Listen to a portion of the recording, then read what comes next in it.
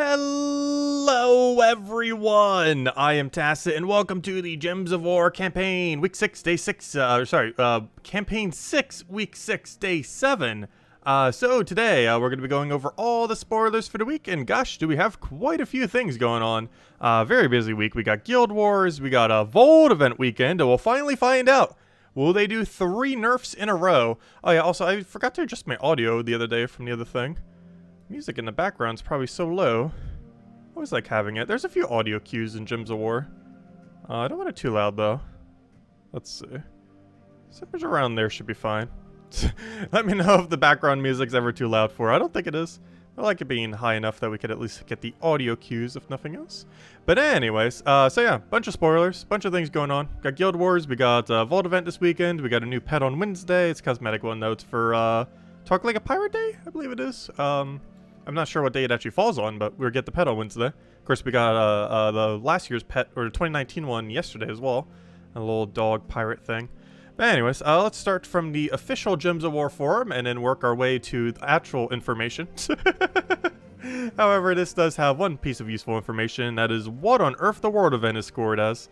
And it has that nice little graphic for the one, if nothing else. So, as far as the event going on, be able to get this epic, which means we'll be able to stock up on quite a bit of yellow purple arcanes if you still end up needing them. As far as the troop itself, it's another one of these potion related troops that we've been getting quite a billion of recently, but it ends up enchanting an ally, gives 1 to 3 purple potions, which does feed into itself, of course. And if the enemy is cursed, there's a 50% chance to gain extra turn. So we've seen this premise quite a few times. It is 16 mana cost rather than 14. Random enchant could be okay. Rather it be a double enchant, because compared to something like Divine Ishbala, why would you almost ever use this thing? Just because Divine Ishbala is generally going to be more. It has the double enchant, has the double convert, has a way higher chance of extra turn, has some skull spam going with it. It's less overall mana accumulation, but similar to it does feed mana into itself, Divine Ishbala. So there's very few instances where you'd really bother bringing this thing out. It doesn't have like a half mana start or anything interesting like that. It does get to inflict curse on Skull, but a lot of these have had their status effect on Skull to go with their ability. Overall, probably not really good to get used compared to just using Flask or something similar, so rather unfortunate. Also, if I'm not mistaken, the Mythic that we're getting in a few weeks does it better. If we go over to the... and this Mythic might not even be viable, but this Mythic already does all the purple potions you are ever going to need.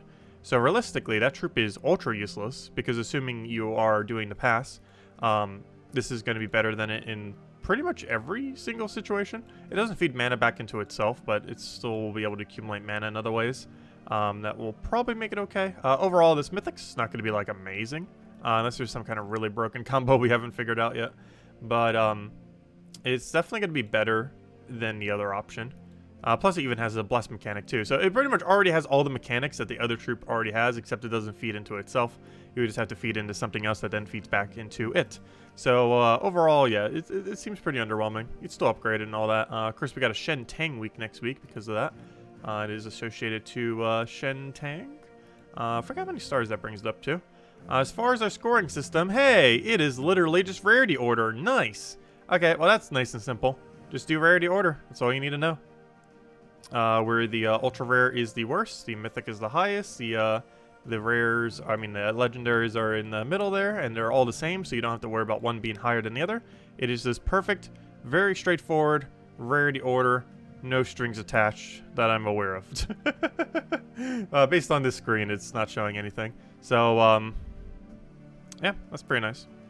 Wait, what's this? They will increase the amount of feathers by 25%. Oh, it is based on how many battles you do, though. So you do want to prioritize, ideally, the same.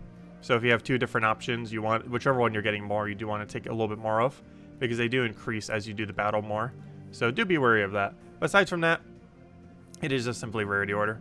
And there we go. Nice and simple. Anyways, now to the juicier info. Let's go to Terransburg. Let's see. Also, this doesn't go as far since we don't have the next patch yet. Also, I still cannot type, apparently.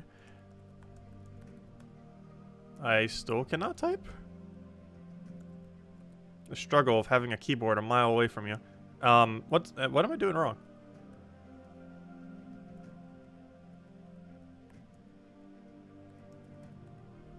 There we go. I have no clue what I was doing wrong that many times in a row, but there we go. We're in. Anyways. Gosh, we should almost just keep that on copy-paste for when we do this. But anyways. As far as, because it doesn't save it when you do it through the Steam thingy. It's like we're starting a brand new browser every time. But anyways, so this board event we already went over. We got Guild Wars going on, as I kind of already mentioned. Make sure to set all your defend teams tomorrow, and then we have all the Guild Wars going for the other 6 days throughout the week. Faction, of course, is the Shentang one, which is Laraz's Lair. I highly advise doing this if you're at the point that you're starting to do pure factions, because gosh, is this thing just a ultra annoying faction, one of the most annoying in the game. Not necessarily the absolute hardest, but as far as annoying is concerned, it's definitely top 3 as far as most frustrating pure factions to do. So having extra stats, potions, and everything for it, definitely advised. For Wednesday, we're going to be getting the new pet, as I was mentioning. It's the little skull with the little bow on it for the Talk Like a Pirate Day for 2021. Class event, of course, is associated to Shentang, which is Monk. Monk's actually pretty good for Guild Wars. Kind of convenient. That's coming out on a Guild War day or Guild War week. Of course, that does mean for a couple of those days you might not have as much EXP, but of course, Monk highly advised getting this thing upgraded. Ideally all the way to 100 because it does actually benefit all the way to 100. You see me using it here and there. It's a decent tank that has a relatively interesting ability where it gains mana off of extra turns, if I'm not mistaken, like regardless of what the extra turn is. So this ends up working out good for 2 things. One is if you want to cast your weapon a lot, it ends up working good for that. And if you want to make your AI team kind of focus on actually using their weapon, it works really good for that too, because whenever the AI takes any extra turn, even if it's the incorrect color, it'll still be feeding mana to your hero. So it's a pretty convenient hero class. The third thing that you can do with it is block your hero, though generally, due to how tanky Monk is, you're not blocking the hero. You're normally using it in first slot, if not second slot, so you can use it either directly as a tank or partially as a tank. Very rarely are you using it in third or fourth, due to the fact that you're normally using it for its tankiness, not necessarily that little bit of extra mana accumulation that you get from it. Of course, that's a factor, but that's not normally like the main thing that you use it for. Use it for a mix of that and its tankiness, because it's basically like Titan in a sense. I believe it has, what was the other mechanic that ended up having? It's actually slightly tankier than Titan. I forget what makes it tankier though. Let's see, what did Monk have again? But yeah, it's a pretty good hero class. You haven't been messing around with it. It's normally not used too often because it doesn't have a half mana start. Oh yeah, 20% agile. I knew it had something. Has a 20% chance to just straight up dodge skulls. This was the extra mana thing I was talking about per extra turn. Has immune to mana drain, silence, and fairy fire, and that's on top of a billion other immunities if you get it to 100, which gives it immune to stun, poison, disease, death mark, lycanthropy, and devour. It has the most amount of immunes of anything in the entire game. You can also even get immune to freeze on top of all that. However, you normally go cleanse, just in case they do have a curse or some kind of other mechanic to try to disable your stats effects. Plus, even though we just named off like 10 different stats effects, there are still a few that aren't covered in there, like for example Entangle. So it's a good idea to just have the cleanse. You only lose 1 immunity for it, but you get the cleanse instead, which will give you immune to technically all of them as long as you get the extra turn in there, which you're going to be aiming for anyways because of the thing. It also has Stone Tree, so it does get Barrier off of Brown, and yeah, overall it's pretty nice. Has access to 3 different +1s too, so depending on which one you go. Normally use Brown, obviously, because of Barrier, but you can go any of the 3 depending on what your team needs. But yeah, it's pretty good. It's the most immune hero class in the game, having Cleanse and the most amount of immunities of any hero class. So that's quite a bit going for it, and that combined with 20% dodge, just really great combination in total. Biggest thing holding it back is just its slower start, but as it progresses through the battle, it's one of the better scaling hero classes, since it kind of stays good the entire time, rather than being pretty front-loaded like quite a few other hero classes. Anyways, aside from that, we also have, of course, the almighty Volt event. It is finally back, and it is this weekend.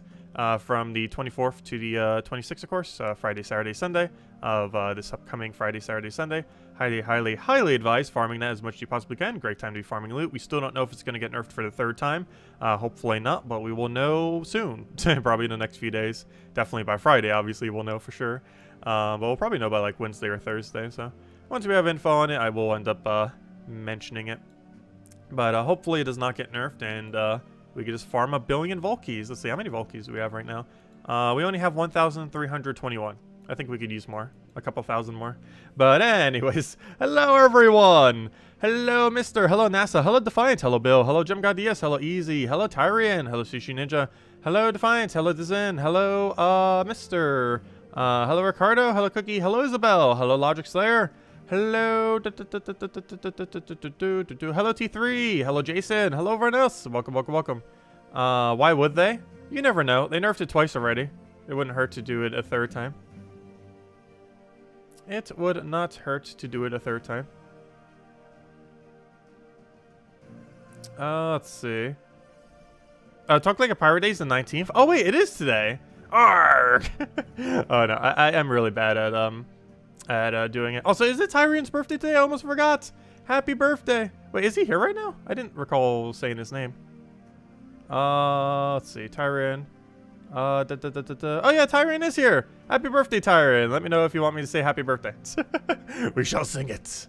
But anyways, so we do have more bounty tokens if we really want to. I think I will be ignoring it for the most part, mostly because I think we have to do like, gosh, 30 battles to end up making leaderboard. We have 18 plus how many Val Ravens we find along the way. So yeah, pretty much around 30, which I'd rather just farm tokens at that point. Which is exactly what we're going to do. But first, there is a very juicy thing on Adventure Board. The 2 Imperial into 9 Brown. Definitely do not pass up on that. That is for sure. So much so, I am taking it right now before I somehow forget. Because that is 2 Imperials. And we are definitely not going to be missing out on it. Oh yeah, Tyron, just let me know. No rush. We'll be here a while.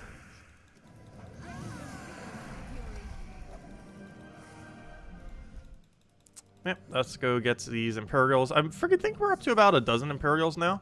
Though they are going to keep going down fast because every single time we get a kingdom upgraded to 16 now, it'll cost us 3. Which means we only have enough to upgrade like 3 or 4 kingdoms to 16. I believe we already have 2 of them there. The 2 that we have are Golvania because we use it for farm. Actually 3. Leonis Empire because we needed it for the star. And the third one that we actually did was Mist of Scales. The reason for this is last Friday, you know, 2 days ago, we ended up getting another troop. And that other troop moved it to 23 star. And even though you don't need it until 24 star technically, it still gives you the objective. And the problem with this objective not being green checkmarked is it'll keep giving me a very annoying gold plus event key in the middle of our daily offers. And while our middle offer is normally bad to begin with, it would make it always bad, or at least a lot more frequently bad, because it would give that one useless event key one there, if we were not to have done that upgrade. So that's why we went for that upgrade, for no other reason other than to protect our middle objective there, so it wouldn't keep getting the junk offer. I'm not sure why they even added that. That didn't used to always be there, and then they added it at some point, and it's just completely horrible, because the thing that it is doesn't even help you, because what our objective would be is, of course, to get a higher level into our kingdom. However, the only thing that would get us that higher level would be if they offered us like deeds, Imperials, writs, stuff like that. But instead of doing that, they just give you a useless event key offer that doesn't help you at all and just blocks your task.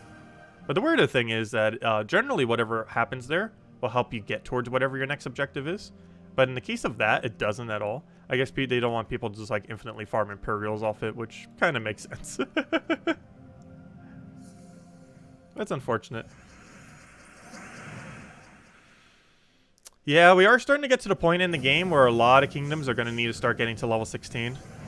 We're still a little bit a ways from that. Currently, technically only 2... Or no, actually, technically only... Yeah, 2. There's only 2 kingdoms that directly require it and a third that indirectly require it.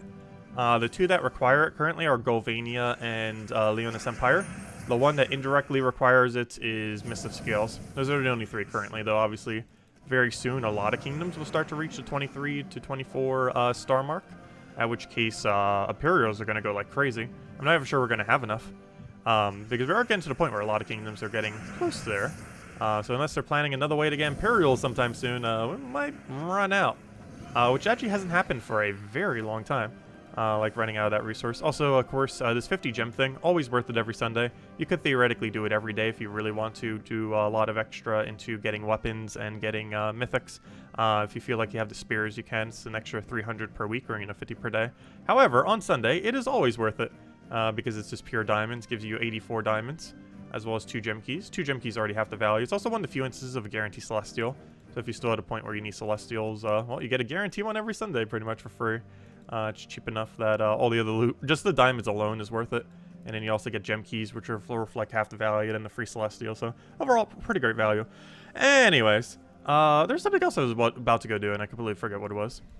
But yeah, Leonis Empire and oh no, it wasn't Golvania. Sorry, Magrim Woods and Leonis Empire are the only two that require it, and Mists of Scales and Golvania indirectly require it, meaning that there's currently 4 kingdoms that technically require you to have a level 16 kingdom. Leonis Empire and Magrim Woods being requires it to get a star, and Mists of Scales and Golvania requiring it so that your middle offer doesn't get a bad offer. One of those really annoying ones, assuming you have all the other ones cleared. But yeah, those are the only ones currently. But as we get more kingdoms to 23, 24 stars, that number is going to go up drastically. And might as well check our numbers real quick. I was saying we had about 12, though we might have used 3, though we just got back 2, so we might still be around 12 actually. Let's see, how many do we have? We have 2 plus 10, so or 8, so we have 10. We currently have 10 Imperial Deeds. I like how I said 10 before I even got to the other thing. So we got it then. But yeah, that's enough to do 3 of them. Short on the 4th. Luckily, we shouldn't need that many anytime that soon. But still a factor. Anyways, I guess we'll just token farm then. Because we did that. We're not going to do all the extra bounty. Not this time anyway. Sometimes I do, sometimes I don't. This is definitely one of the times that we're deciding not to, that is for sure. So I'll probably just go do a bunch of token grinding then. And see if we can get another Nisha. Or at least some more Anu, something of value. Definitely don't want to use Phoenicia, of course. Go up to the all good Zoogoth team. Let's see. I hope you had a wonderful birthday, Tyron. And thanks for making the stream. Glad you can make it. Hope you got to party hard throughout the day. You're at level 1,700 and you've never done the story for Leonis? Really? Like the questline story? That is pretty amazing. Do you mean the challenges or the actual questline? I don't understand how you couldn't have done the questline yet. That is quite deep into the game to still have any questline. Because I know there's quite a few who I haven't done the challenges for. Really? Wow. That is quite a lot of progress without having to do the questline. Oh no! You know it's inevitable that's eventually gonna happen. He one-shotted our raid boss with the boss slayer. It's honestly the most dangerous thing in this entire area. And this is one of the reasons why, even once we get better boss troops, they're still going to be underwhelming to a degree. Because if 2 or 3 boss troops ever get used on a team, any boss slayer troop that ever exists will just obliterate them. Even bad ones like that one, that is like one of the worst boss slayer troops in the game. Yet, just because it's a boss slayer, it can still do that. Just one shot every boss. Yeah, they're dangerous. Hello, Gustavo! Welcome. Yeah, Tyron said to wait a little while on it. But yeah, we'll sing happy birthday for Tyron whenever he wants. If he even wants it. Let's see, I'll take that over. Get our destroy. Yeah, honestly, I'm pretty sure that one boss slayer troop, despite it be one of the worst boss slayers in the game, probably has one of the highest amount of boss kills in the entire game. It's because how viable this place is to farm with Zoogoth.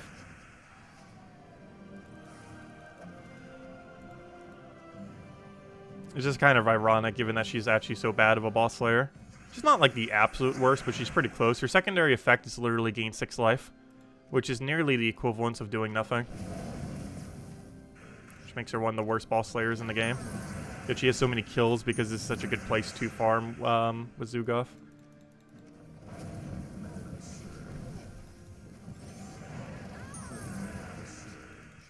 Yeah, I have no clue why her heal is so bad. It should be like 6+ whatever her magic is or something at least. And even then, it's still horrible.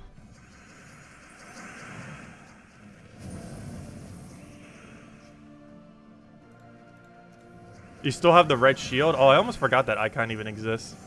Yeah, they made a special icon for a couple things within the game. And one of them was if you don't have the quest line finished yet. There's a couple different ones for things too, if I'm not mistaken. Like there's one, the icons for if you're going to get 20% extra shards and a few other small things like that.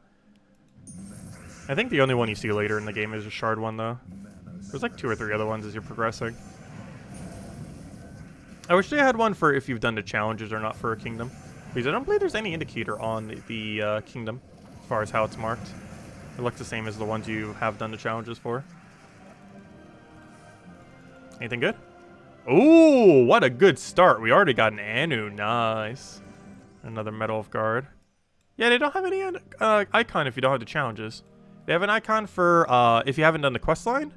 And if you get 20% shards. And I think there's one other one I'm forgetting of. I could have sworn there was a third icon for something. But, yeah, the only ones we ever see are the 20% extra shard locations. And the reason you pretty much never see me going for them is, of course, the battles that you have vary quite a bit in other locations, which can make you go slower. The other reason is ever since they added 10%, there isn't really as much of a need to go to a different location because you could just have 10% on your main location. And then what's really the point of chasing for 20% if you could just stay in one location and have 10%. They do stack though, so if you have 20% and 10%, they would both trigger. However, you would have to have nearly every kingdom in the game to level 16, and we currently have 4 with the capability of going up to 7. So that's not even 1/4 of all the kingdoms. So it's not really that viable to bother chasing the 20% until we have at least like 70%. Like I want to say like 25 kingdoms, at least 20, like minimum 20 kingdoms you'd want to have to level 16 before it's viable to do 20% chasing again, compared to just sticking to one location. And even then, it's probably still better sticking to one location, just because of how much easier it is just to not have as much variety. Because there are some areas that have immune to insta-kill. Those 6 dooms, they can all appear in their respective locations, and they have immune to Zugoff. You'd have to kill it with skulls. They also have immune to burn, so you'd have to do it with the smaller amount of damage as well. And if you ever get one of those as your option, it'd be very annoying. And eventually you're going to have to take them because the way that they rotate, there's only, I believe, 3 20% or 4? I think it's 3. And since there's 6 kingdoms that have that immune, eventually all 6 of those will be marked and you'll have to take at least one of them. So yeah, it's generally not worth chasing 20%. There's always like at least one place that's going to hard counter whatever your team is, regardless of what team you're running. Even if you're running Zugoff, if you're running Iron Gut, if you're running Rowan, there's always somewheres that will have a counter to what you're running. So it's kind of just good to stick in one location where you know there's not any counters. Or as minimal as possible anyways.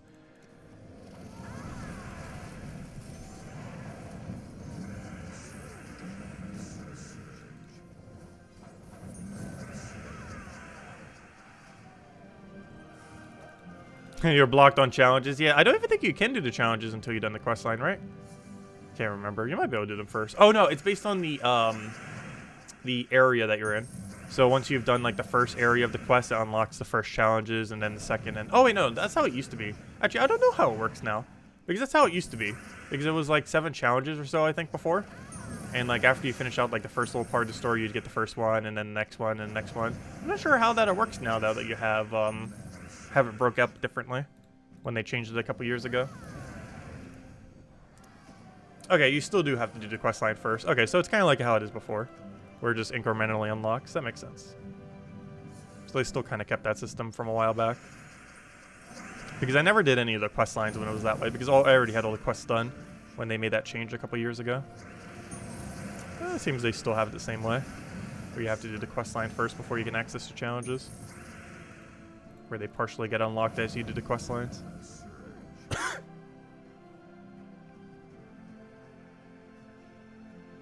Pridelands has the scariest God-slaying troop because it has stealthy. Yeah, stealthy can be pretty annoying. Though Enraged Carindira doesn't really counter bad stealthy, though.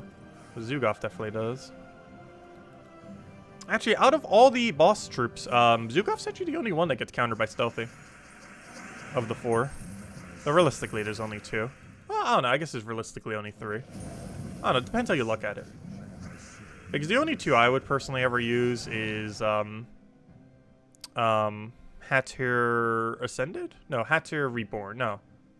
Yeah, I was right the first time. Hatir Ascended, I'm pretty sure it is. Or, no, it was, the other one, Ascended. I can't remember its name. The one that does Doom Skulls. The one that does Doom Skulls and, The little wolf thingy that does Doom Skulls and the Zugoth are like the only two really viable one. Enraged Karandira is basically just a weaker version of Karandira. The only good thing Enraged Karandira has going for it is it has Indestructible. Wow, we just got 2 Anus in a row. That's a lot of Anu. But the only really big thing that it has going for it is the Indestructible, which can be kind of useful, having immune to pretty much everything. I said, hello, Stode. Welcome, welcome. I said, hello, Jamie, if I didn't already say hi. Let's see what I do. You're able to complete 3 of the 4 pure factions this week without potions. Nice. That's quite a bit of progress. That is quite a sizable amount of progress. But as time goes on, it's going to be increasingly easier to do pure factions without potions, which is kind of funny because eventually they're going to have a mechanic where you can end up doing it with potions, even when it's not an event. Assuming they're still going to do that. They were talking about it about a year ago, so we still have about another year until they implement it, right? But, yeah, with stats keep getting higher and higher, it will be easier for getting pure factions done, since basic stats will keep being at a higher amount, while the factions still stay exactly where they are. And while they still have really high stats, they're at least lower comparatively to what the hero would have. Or, you know, because the difference between the hero stats and the enemy stats. 2 to 4 years out, maybe. Yeah, I know, right? We can kind of assume it's not going to happen. I don't feel like they would want to make pure faction easier, since the game all naturally, just by progressing forward with more stats, is already making it easier. Because there's been a lot of things they've mentioned that they've never implemented. Not because they're taking forever to implement it, but just because they said, oh, man, that sounds like an interesting idea. And then, like, they instantly scrap it, pretty much. It's like, interesting idea. Let's never implement it.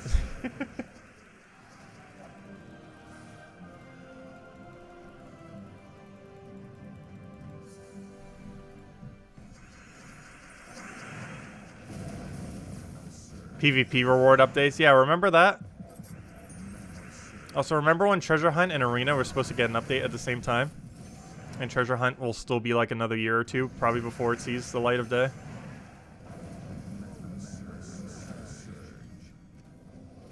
Hello, Barbara! Welcome. Hope all has been well.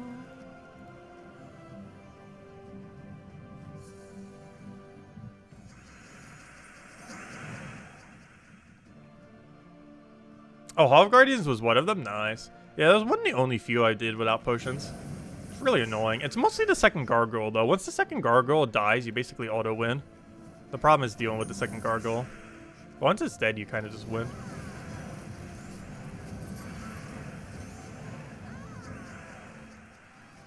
Because they have no way of hitting you unless they take a skull at that point. Are you still following the puzzle quest? Yes. We are still doing Puzzle Quest 3. We've been messing around with that. We don't have an official release date yet, or when it's coming to PC. However, it is very likely before the end of this year. And given that they might try to align their anniversaries, they might do it in mid-November. That way Gems of War and Puzzle Quest 3 has the same anniversary. And that way they could also use Gems of War 7th anniversary to potentially advertise Puzzle Quest 3.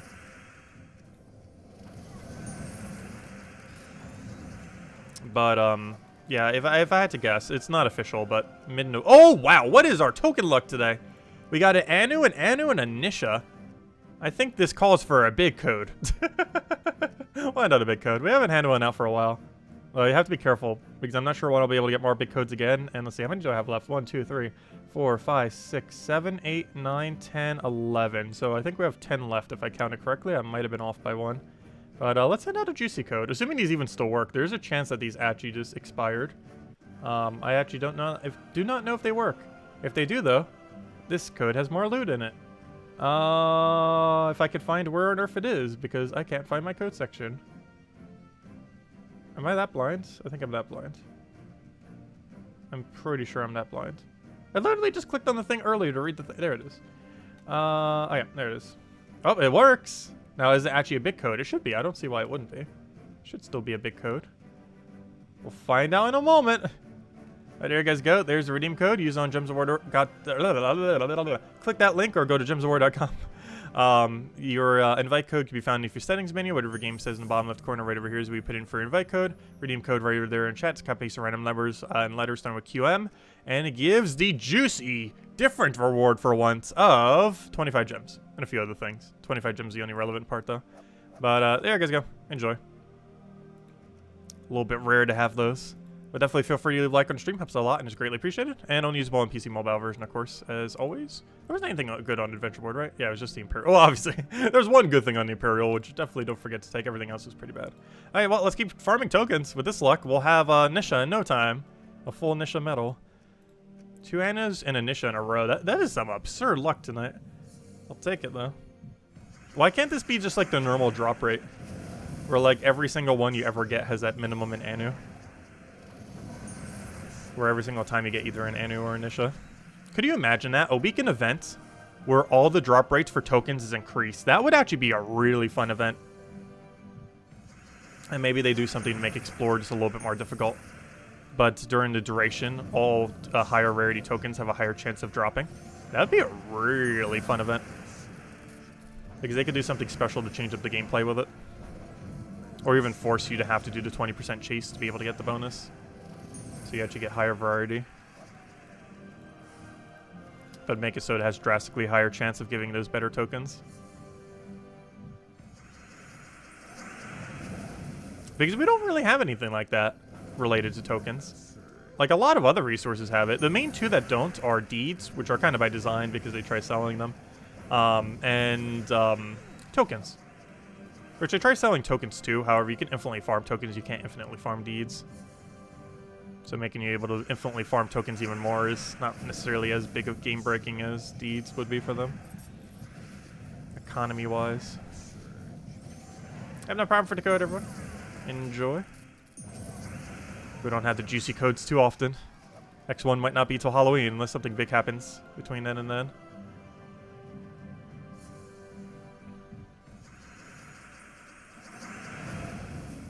No, we might hand it out for next faction. Next faction is the second to last faction. Or at least second to the last faction in the batch. We might still be getting more kingdoms, of course, and then those kingdoms will get in factions. But I theoretically consider Broken Spire to be the last faction when it comes in. Even though we're probably getting more factions after at some point in the distant future. And by distant future, I mean several months. Which is weird for a faction because normally they're every 6 weeks. Do you have a new code contact? Now that Salty's leaving? Oh no, Salty hasn't been doing my codes for almost a year now. Kafka's actually been doing our codes. It's why we've never ran out. Kafka's pretty good about it. If anything, I actually have too many codes right now. Which is much better than not having enough. I haven't even gotten into my next batch of 40 codes yet. I haven't even touched them yet. And she's probably going to send me more in like 2 or 3 weeks. Probably at the end of this month. Oh, we broke our streak. We can only go so far. An Anu, an Anna, a Nishu, an Anu, an Anu, then a Nisha, and then 2 guards. What a fail. Oh, we had such a good streak of 3 chests in a row. They had to ruin it with the worst possible drop. 2 of the worst possible token. Which is not only the lowest amount that we could have gotten, but also lowest token. We've broken our good streak. With literally the worst possible drop you can get. Not even an exaggeration. That is quite literally the worst possible roll that is physically possible. Maybe that means we'll get triple Nisha, the best possible roll. One can hope. At least we got a Nisha.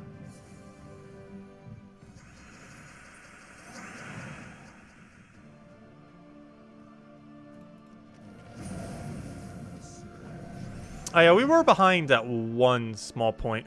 But aside from that one point, Kafka's been on it pretty well.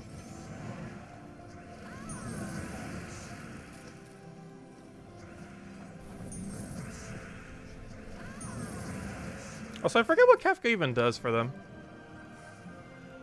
Like, as far as her role in the company.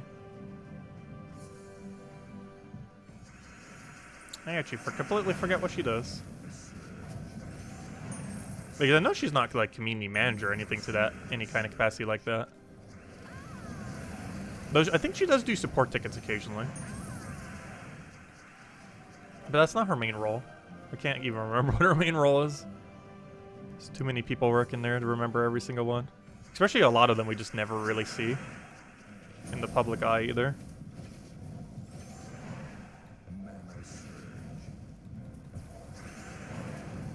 Yeah, she does support tickets from time to time.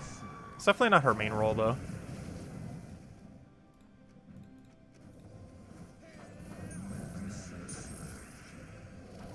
Honestly, it almost feels like half their members like have to do support tickets from time to time. Apparently, they just have that many support tickets, which kind of makes sense. The game does have quite a bit of player base across all platforms.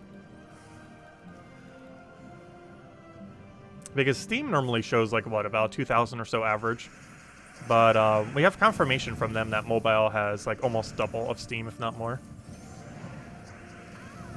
And then you add the console numbers. But it never specifically said double. But it did say that mobile had substantially more than Steam.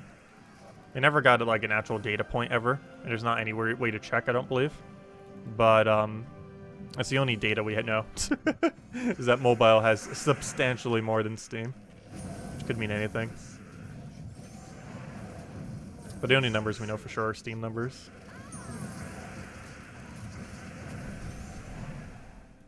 But that's by no means the full player base. If I had to guess, Steam is probably 20 to 25% of the player base. Oh, sorry, I didn't see your other post, Tyron. Let's see. You're home now. And did a Pogo Community Day for Oswald. Nice. You're gonna go deep cut. Can Elfie sing you the happy birthday song? Oh yeah, sure. Let me go bring Elfie. Let's go do the happy birthday thing. 1 second. Let me go grab it. Let me take a sip of water though, so we don't screech. Do you think Puzzle Quest 3 is shaping up to be a worthwhile successor to the franchise?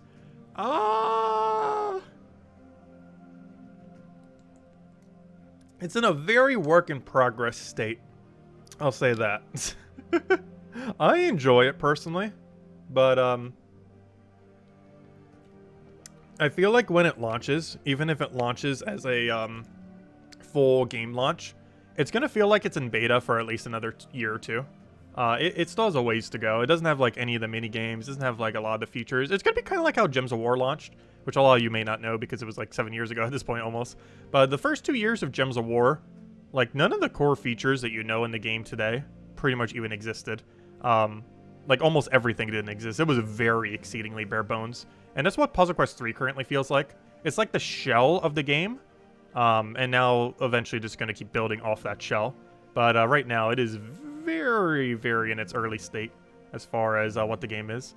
But it has its enjoyable marks. Currently there's not much of a point to the grind though. You're kind of just grinding for the sake of grinding. And just hoping that there'll be content that will be worth using those resources for. But anyways, let me go sing happy birthday to Tyrion. Oh.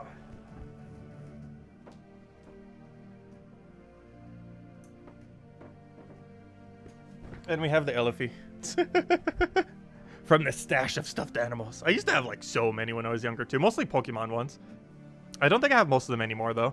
But gosh, to have like a billion of them, because my dad would always do like those crane games in those things when we used to go to arcades at the shore, at the Jersey Shore.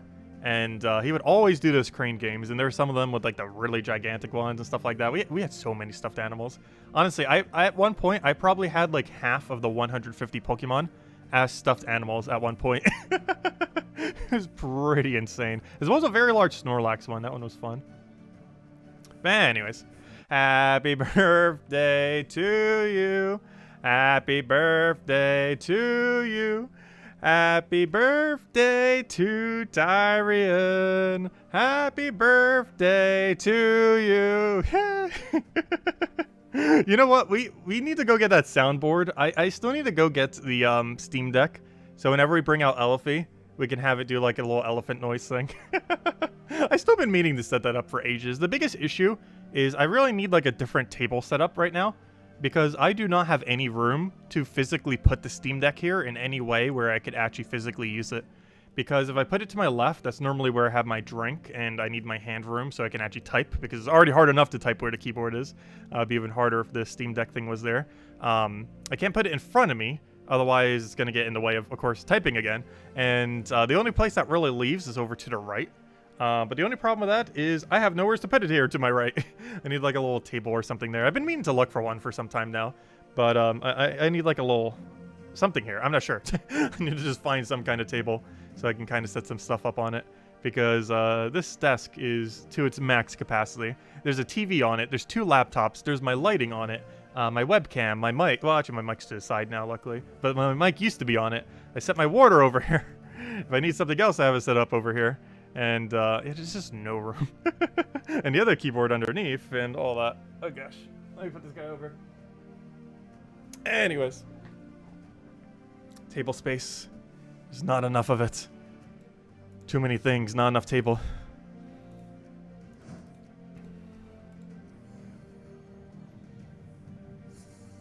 Your wife and son love elephants. Yeah, they're a really interesting creature.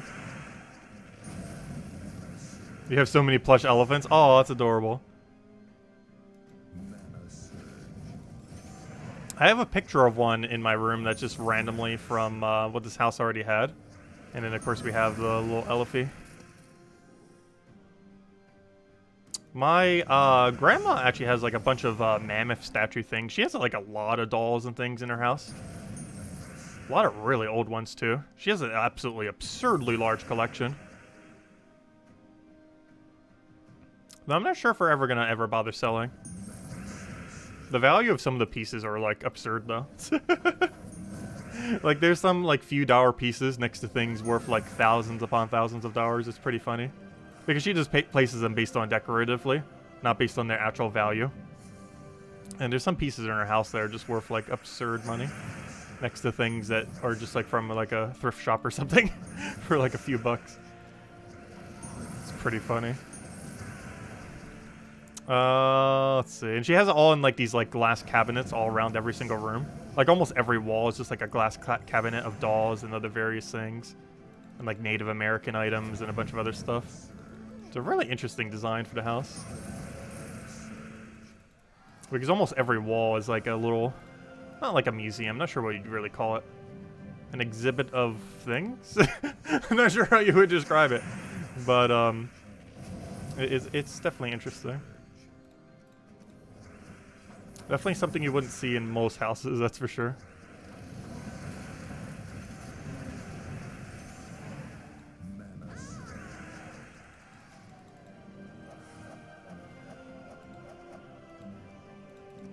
Well, I want to keep the table I currently have because I like it. I just need more table. I don't need bigger table, I just need more tables.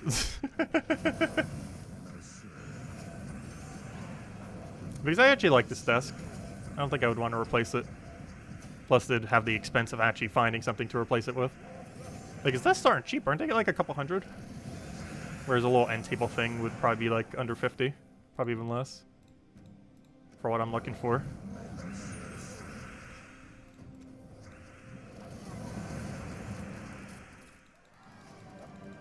Though it's not really something I bothered pricing recently. I don't know, furniture in general is not really something I price. Because how often do you like look for furniture?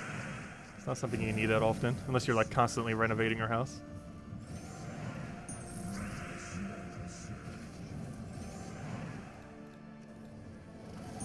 But anyways, hope you had a wonderful birthday, Tyron.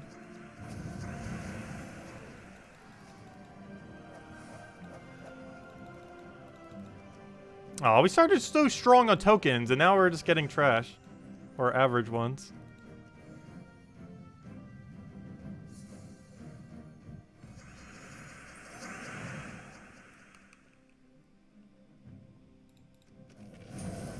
It was fun, nice. Yeah, I'm not sure what I'm doing for my birthday this year. Probably nothing. Most likely nothing. Hey, who knows? Maybe we'll do a variety stream. I don't know. We might have plans, though. Still haven't really decided at this point. Currently don't have anything planned for Halloween or birthday, which is like 4 days after.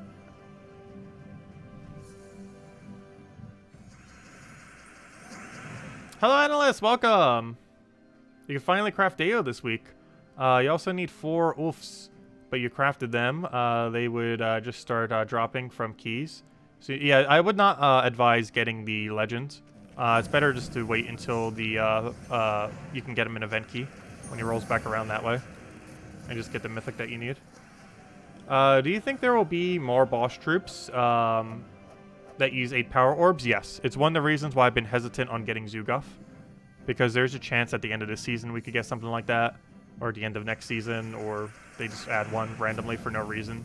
Because if they do, let's say, like a 6.0 patch, we are in 5 point something, right? I can't remember the version number these days.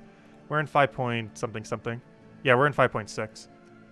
But if they do like a 6.0 patch, there could theoretically be a boss troop in the 6.0 patch, not related to anything else other than them just simply dropping another one. So there's also that factor. And while 5.6 might seem like it's far away from 6.0, I don't think they've ever gone higher than 0.8 on a patch number. And given that we're only a few away from that, we're probably getting it early next year. Early to midway through next year, we're probably getting 6.0. What kind of big feature they do for that, who knows. 1.0 was launch. 2.0 was arena. 3.0 was... Or sorry, 2.0 was... trait stones was 2.0. 3.0 was Guild Wars? 4.0 I forget.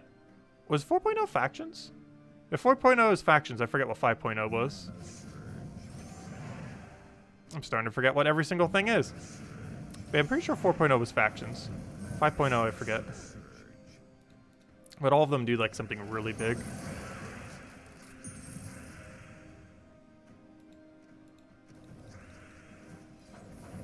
Hello, Bushka! Welcome.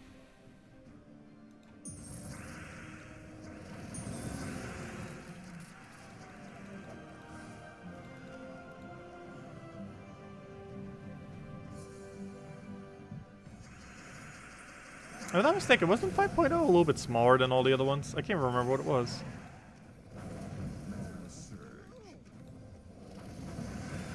Oh, I know what 5.0 was. Wasn't 5.0 the start of seasons? Oh, I know what 5.0 was then. Yeah, it was the start of the season system. I'm pretty sure it was the patch that set up into the season system. I remember now. Because that would have been around 1 year ago. Or somewhere around there. I think that's what 5.0 was. It was setting up for the season pass system.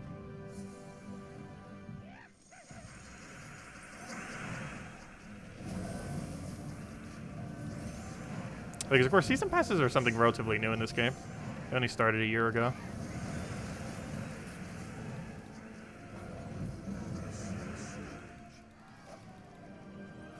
Oh, 500 glory from the no. And, gosh, we started so strong on chests, and now they've all been horrible. How did it turn so horrifically bad? It started so flawlessly, and now they've just all been trash. Well, it's better than no tokens, but still underwhelming.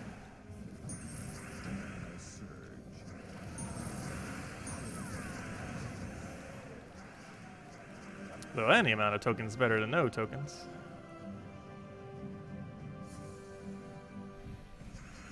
Though tokens is a really weird currency, because theoretically it is impossible to max everything in the entire game. I mean that in just the rate to keep up with the content coming into the game is just such a high amount of playtime that realistically no one's going to do it.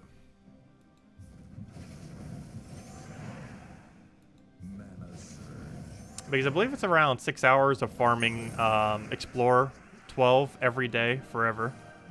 And that's not to get ahead of the curve, that's just to keep up with the rate of stuff coming into the game. It's like 6 hours per day of just Explorer 12, nothing else. Which obviously most people aren't doing.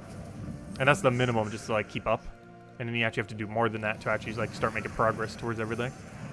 So realistically it would have to be like closer to 8 or 10 hours a day. Which obviously like pretty much no one's going to be doing. There might be a few people out there that are. But very few.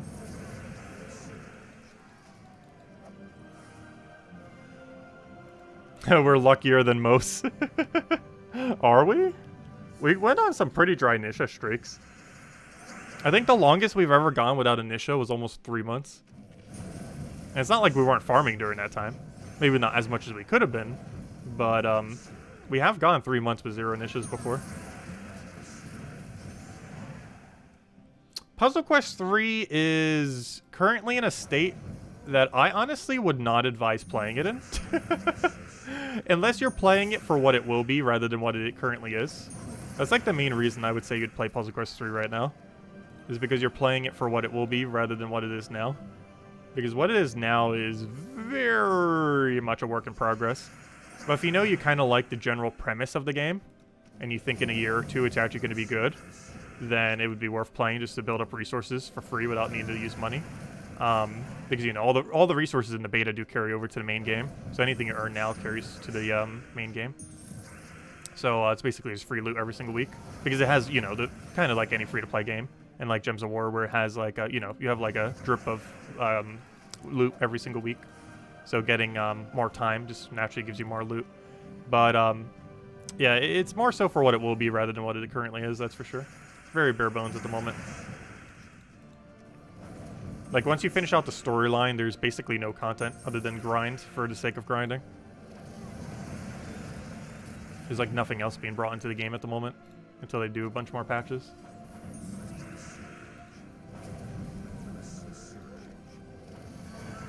Also, I haven't read through the storyline yet. We'll be saving that for when we stream it for the first time.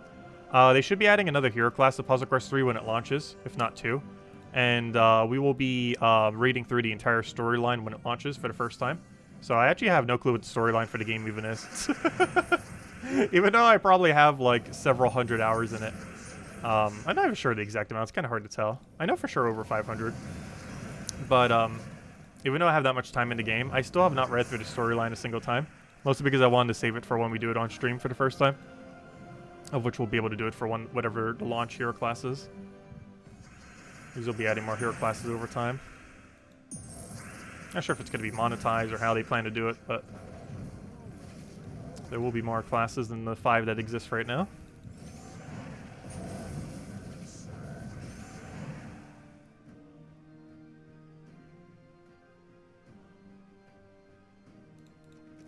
Yeah, Gems of War has a really good free-to-play model. It's good that there are people that do spend money in the game to keep it afloat. Because obviously they need to have like some amount to keep it going.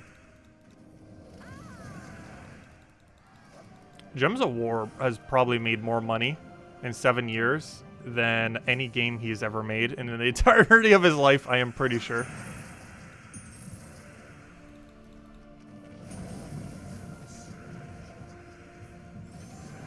Let's go take that over for now.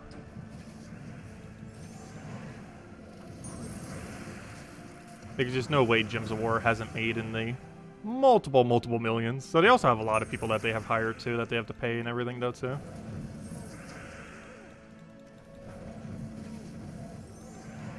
Though they definitely need more coders. They definitely need more people who can code in Unity than what they have now.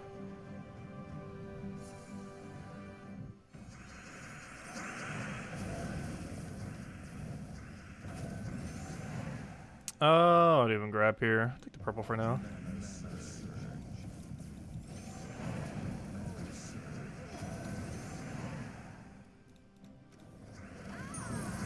Yeah, today's Talk Like a Pirate Day. I'm very bad at talking like a pirate. So we shan't.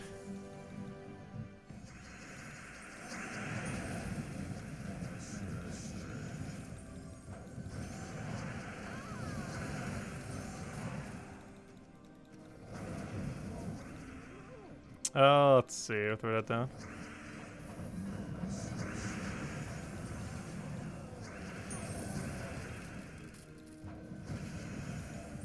What do we do here? I'll throw that down. But it's kind of funny because one of the characters in Undertale, or sorry, Deltarune Chapter 2 was doing like this really like prestigious accent, and then also did a pirate accent combined with the prestigious accent. And it was the most annoying thing to pronounce that I have ever seen in my life. Because it was doing a double accent where he had like his normal accent combined with the pirate accent. And it was so absurdly annoying to even remotely try to say his dialogue.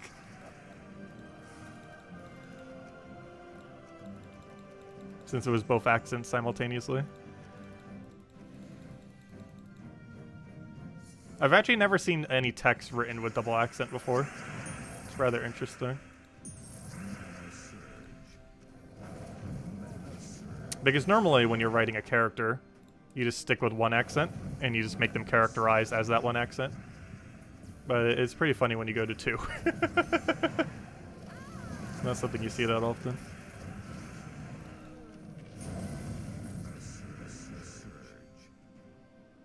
If you were to download Pirate Talk, is that pirating? Ha ha ha ha. Oh gosh, are we gonna bring out all the pirate puns before the end of today? I don't know any good pirate puns. Other than that one really overused movie one. The rated R thing. That's the only pirate pun I could think of.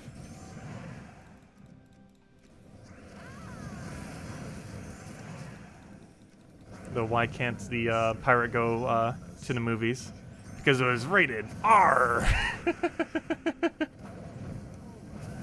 That is the only one that ever comes to mind. And is probably the cheesiest one. The absolute cheesiest.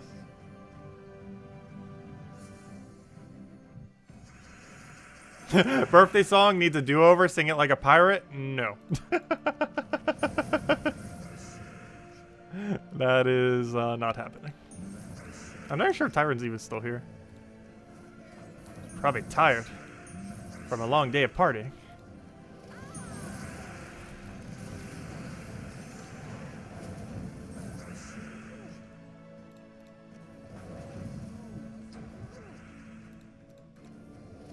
With an eye patch. I actually used to have an eye patch here. It broke though. I need to find a new eye patch. Also, I'm not sure what we're doing for Halloween. I don't have a Halloween outfit this year. And now it's getting closer to Halloween. All the Halloween stuff's gonna go like up in prices. But maybe not, because who's realistically going out on Halloween in a pandemic still? Like the amount of people doing that is drastically lower than in times past.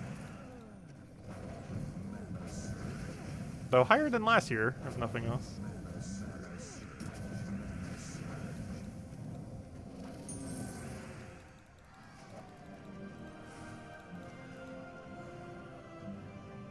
And now is the season to buy an eye patch.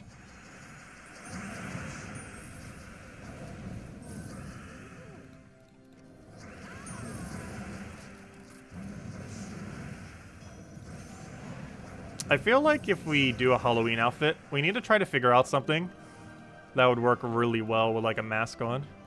So you could just like naturally have one.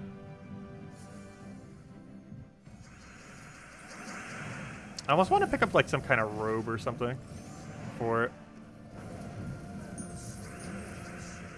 Like one of those, oh, what's it called? I know what I'm thinking of. I have no clue what it's called though, the word for it.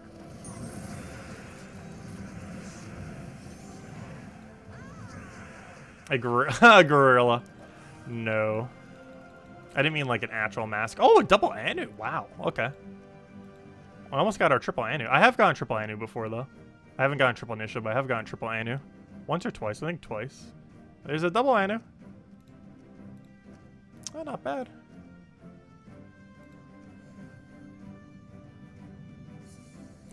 Trying to wear that mask again with a robe. No, not that kind of robe.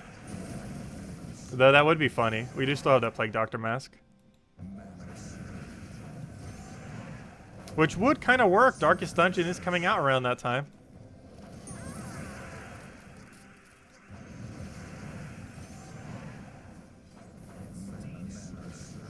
I need to find one that's like a little more breathable if we're going to do that, though. That's not the one I meant. I meant more like one of those like kind of desert like rope things. Where you still have like the mask over and everything. Because then you can go like a really heavy all-white outfit. Except very rarely ever wear white. Be a nice change of pace. I'm not even sure if I even own a white shirt anymore. I am not sure I even own anything that is white. Not counting bed sheets. Or, you know, well, actually a lot of things have white, but, you know, clothing-wise, I don't think I have anything white. Be the Darkest Dungeon character? We might. I would need to get a different mask, though. That one was so hard to wear the glasses in. I need one that, like, expands out a little bit more for the face covering. I'll need to get a higher quality one, because the one I got earlier was towards the cheaper side. So I'll need to find, like, a really high quality one of it. Etsy might actually be a better location to even check, too. Like a custom-made one. So there's enough room to even wear glasses in it.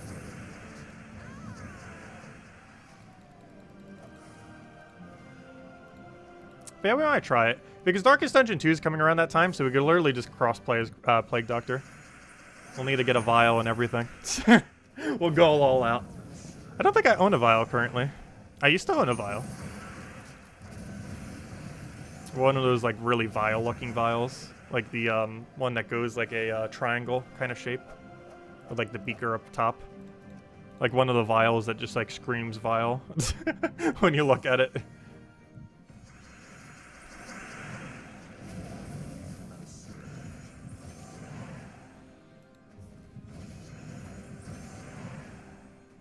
Why don't we just paint our face green? No. That would be funny. Green screen.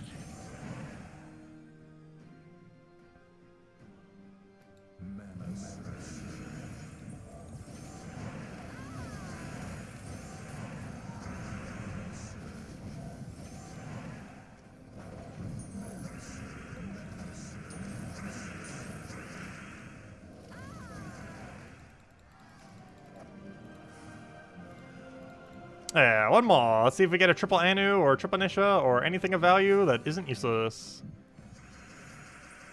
If anyone still has any other questions anyone want me to go over, do let me know. And we will definitely make sure to do so.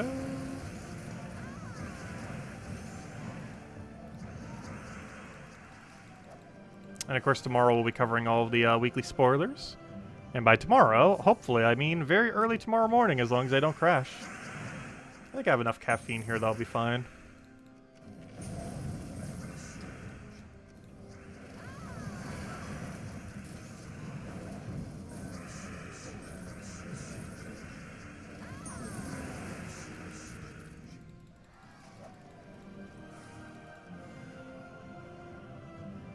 Glass is hovering in air.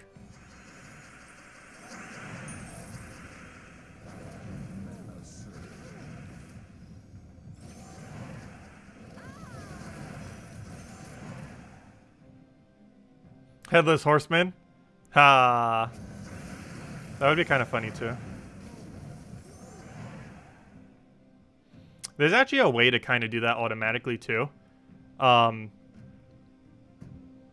never actually tried doing that yet. I have a green filter for my lighting.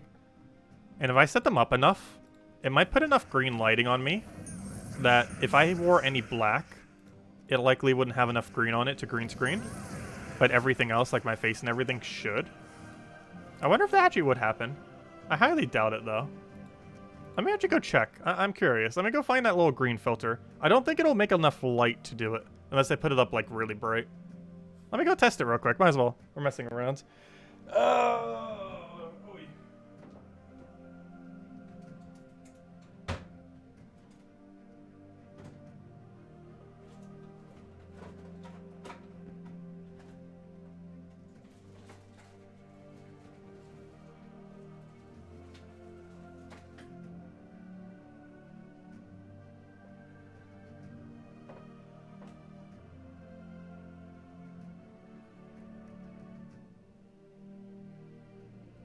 no. None of these are actually green. Wait, what if I combine them, though? Strategy. Wait.